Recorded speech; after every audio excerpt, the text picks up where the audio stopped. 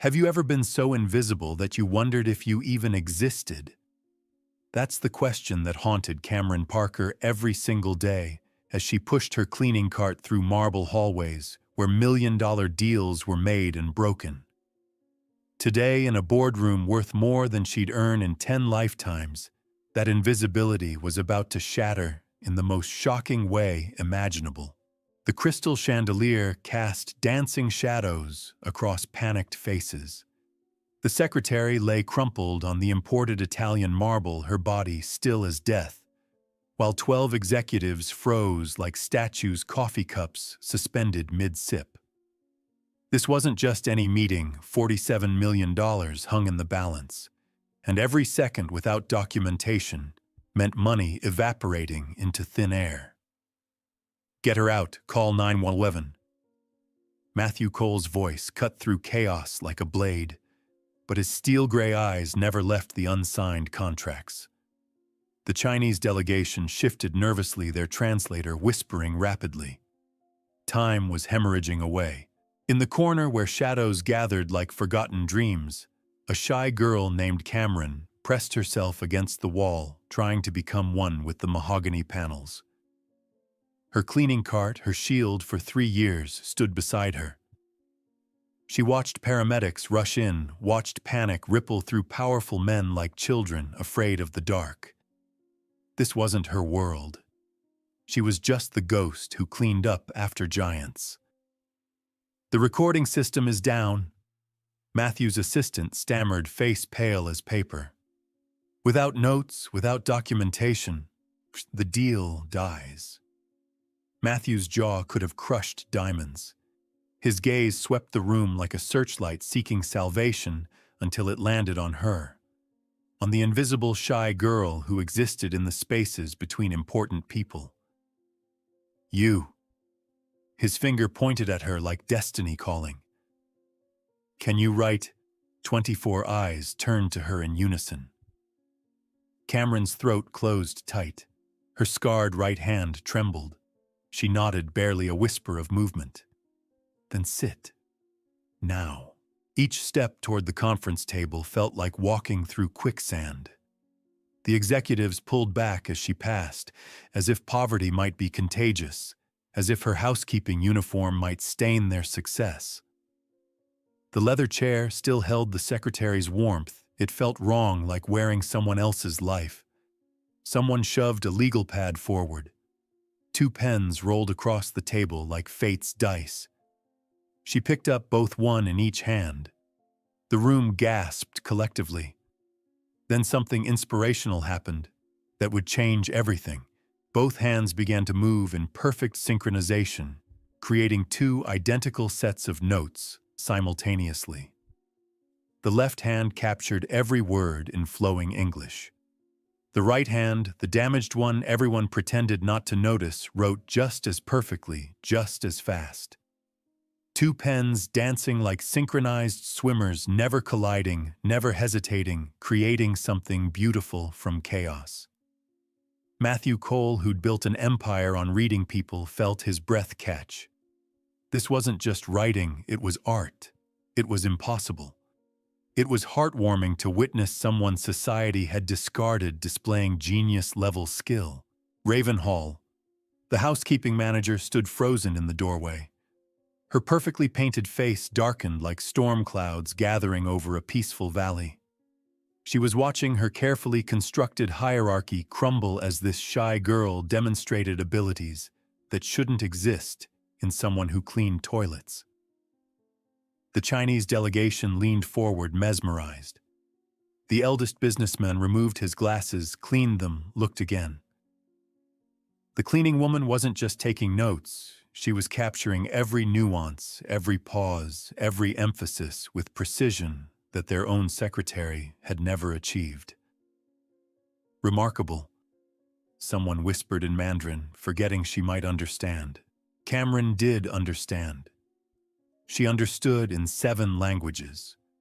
But that was a secret she'd buried deeper than her parents' graves, deeper than her abandoned dreams, deeper than the scholarship to Harvard she'd torn up to raise her baby sister.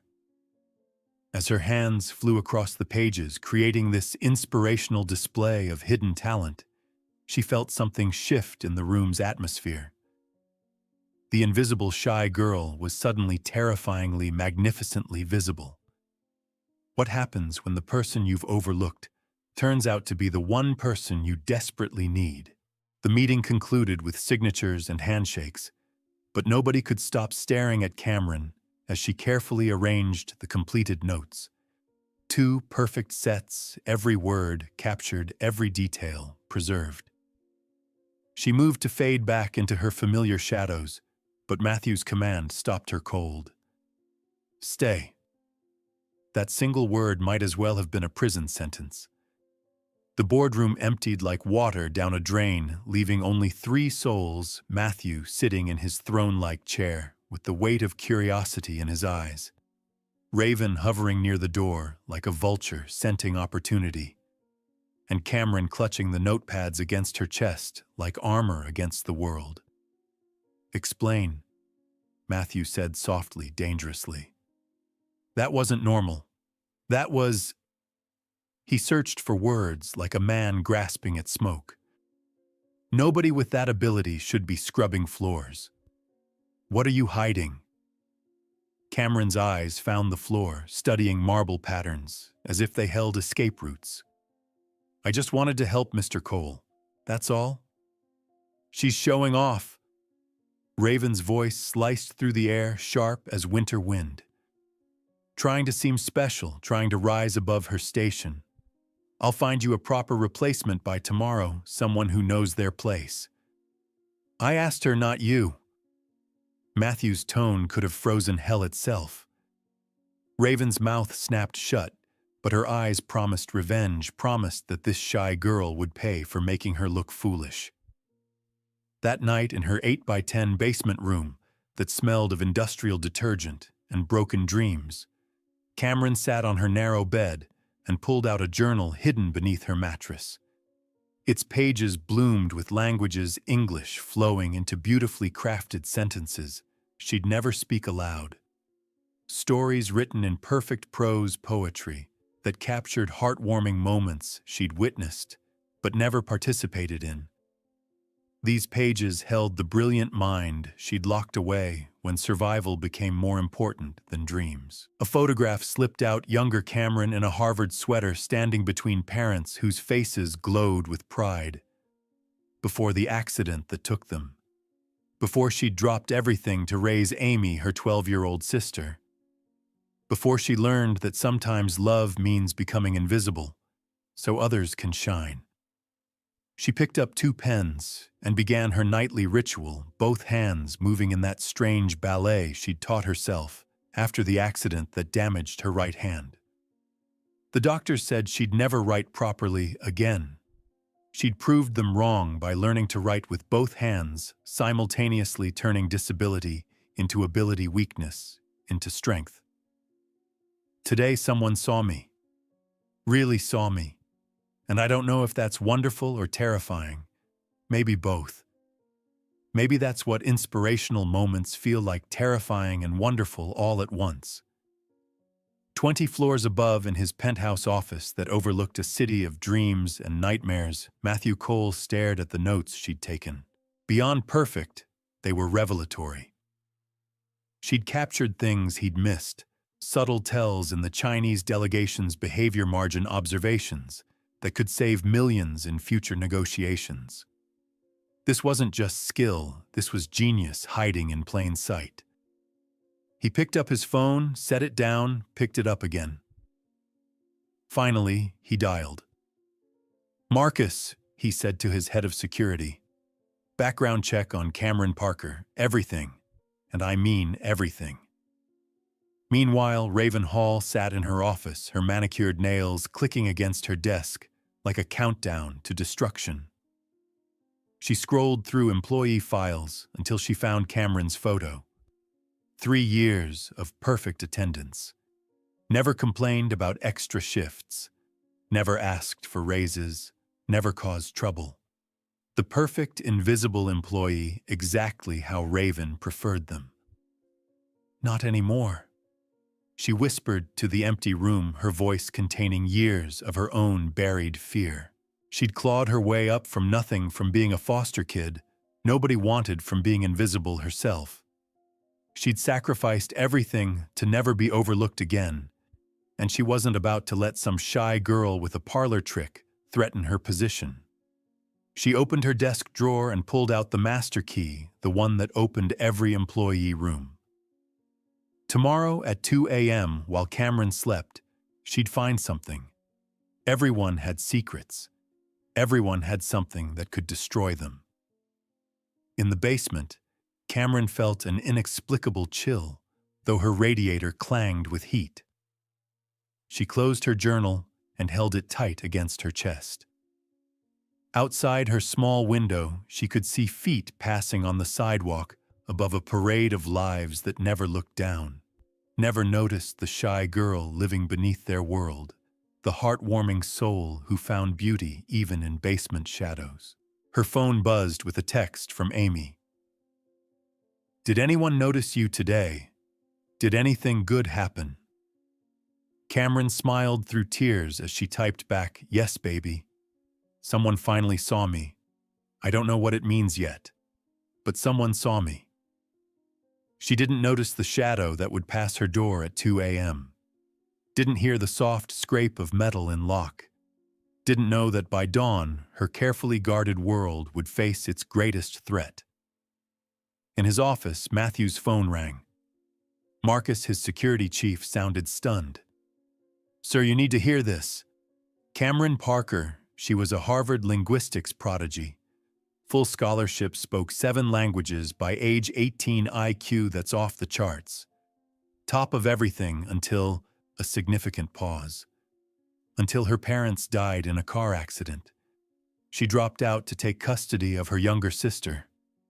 Sir, this woman could be running a university language department, and she's been cleaning our toilets for 3 years.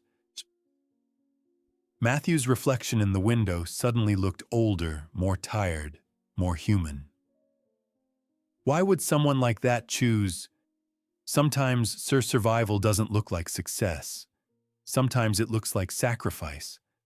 Sometimes the most inspirational people are the ones who give up their dreams so someone else can have theirs. The CEO stared at the city lights, each one representing a life, a story, perhaps another shy girl with hidden brilliance just trying to survive. When we judge people by their uniforms, what miracles do we miss? Dawn crept through the hotel like a secret being whispered too loudly. Camryn arrived at 5 a.m. as always, her cart squeaking a lonely song down empty hallways. But today felt different, the very air seemed to hold its breath. Other housekeeping staff avoided her eyes, their whispers following her like accusatory shadows.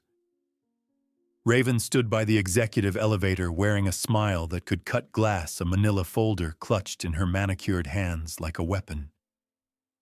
"Mr. Cole wants to see you," she announced, her voice dripping with false sympathy that fooled no one. "Immediately. It seems there's been a discovery." The elevator ride stretched like a journey to Judgment Day. Each floor that passed tightened the knot of dread in Camryn's stomach. When the doors opened to the executive level, her worst fears materialized. Security guards flanked the entrance, the head of HR sat rigid in a chair, and Matthew presided behind his desk like a judge about to pass sentence on a shy girl who dared to step into the light. "Sit," he commanded. The warmth from yesterday had vanished, replaced by Arctic cold. Raven placed the folder on his desk with theatrical precision, savoring every second of Camryn's growing fear. "We found these during a routine security inspection of her room." Matthew opened the folder. Inside lay pages from Camryn's journal, but something was horribly wrong. Her innocent language exercises had been altered, mixed with what appeared to be copied segments from confidential contracts. Her heartwarming poetry about finding beauty in mundane moments had been doctored to include private information about hotel guests, trade secrets, merger details that only executives should know. These aren't someone changed them.